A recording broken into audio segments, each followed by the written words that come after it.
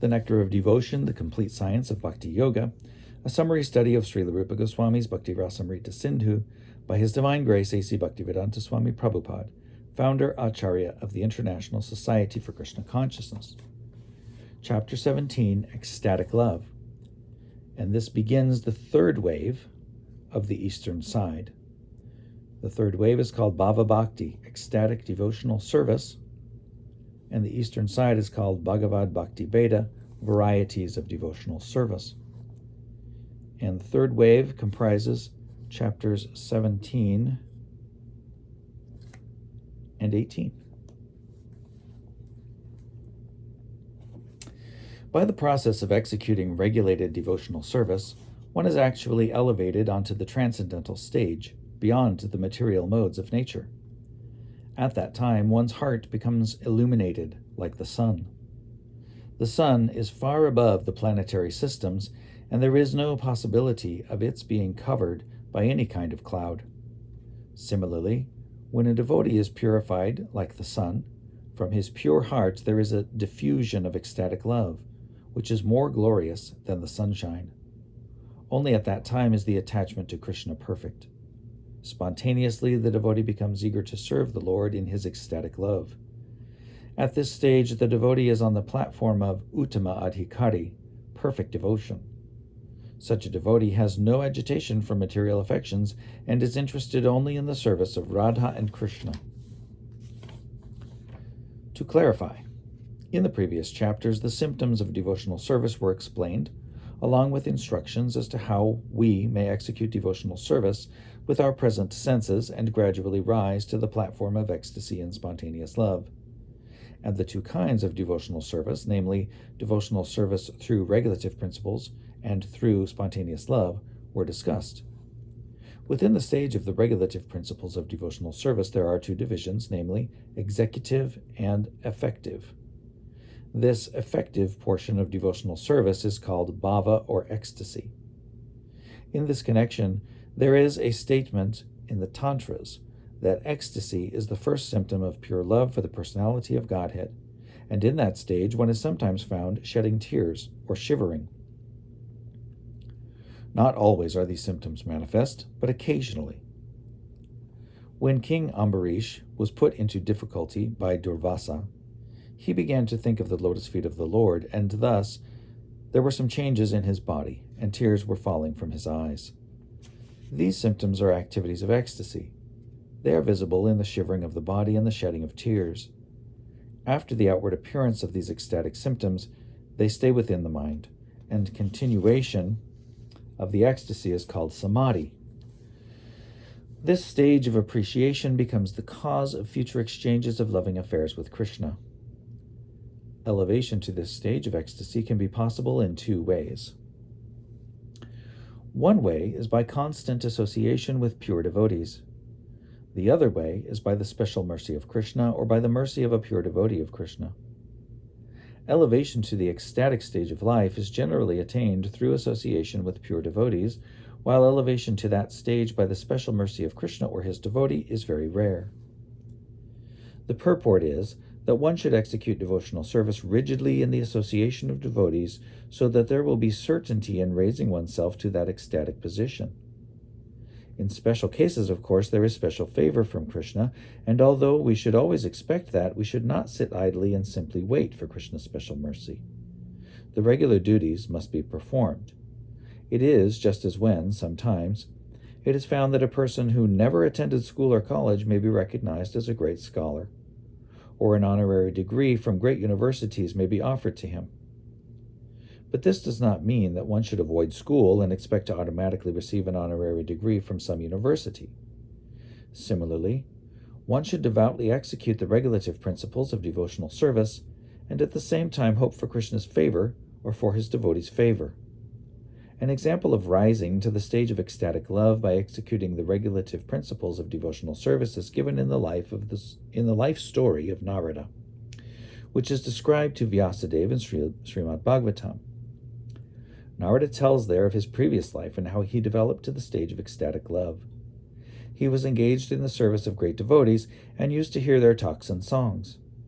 Because he had the opportunity to hear these pastimes and songs of Krishna from the mouths of pure devotees, he became very attracted within his heart.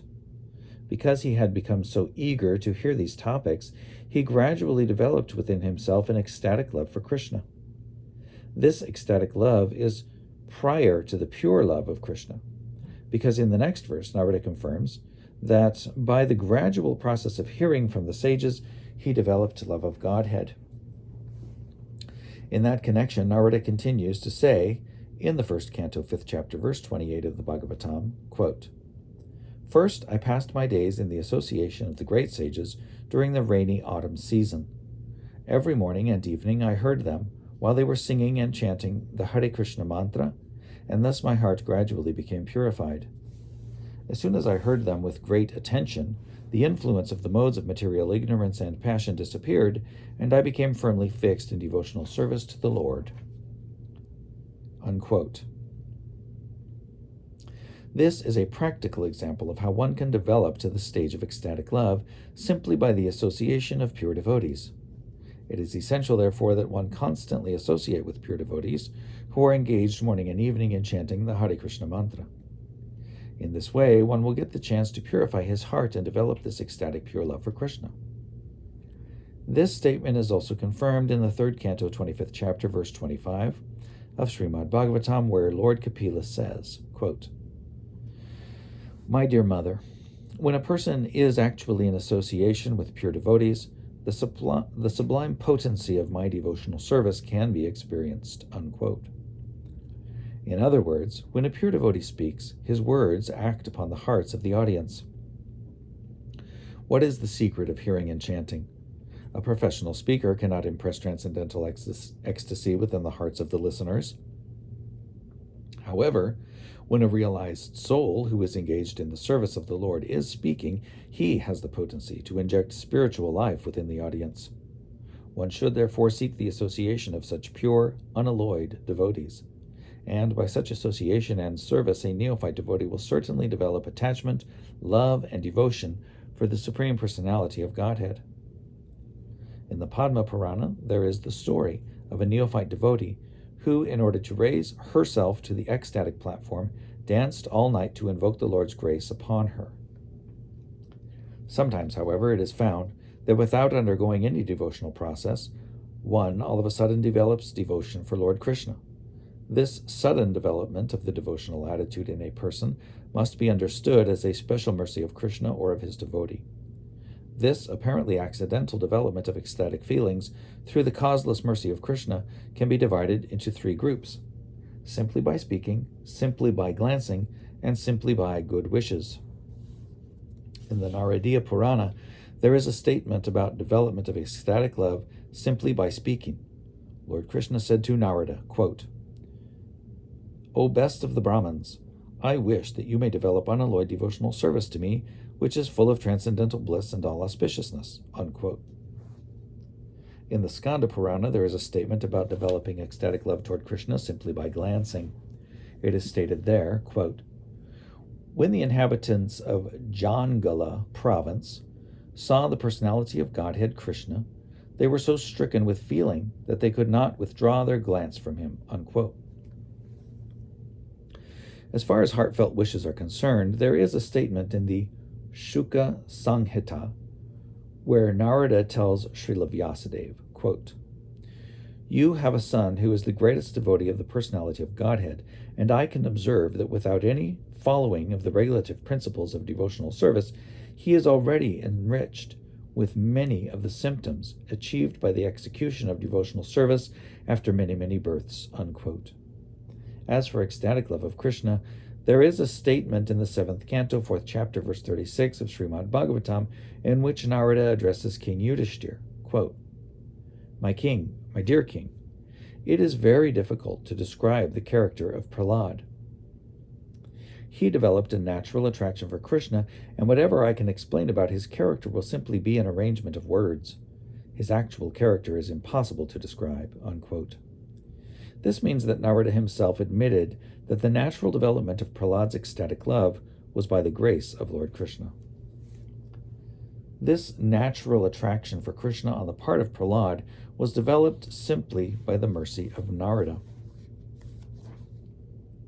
When Prahlad Maharaj was within the womb of his mother, she was being sympathetically instructed by Narada about the science of devotional service, and at the same time, Narada was wishing that the child within the womb could also take advantage of these instructions.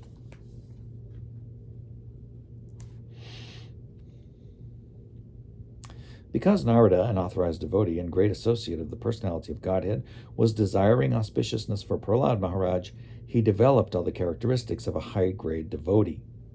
This is called natural attraction. It is caused by the special grace of the personality of Godhead or by the special grace of a great devotee like Narada.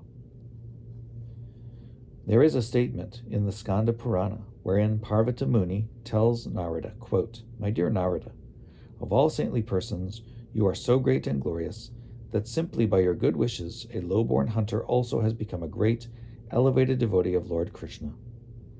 This ecstatic love for Krishna can be divided into 5 divisions, which will be described by Srila Rupa Goswami later on.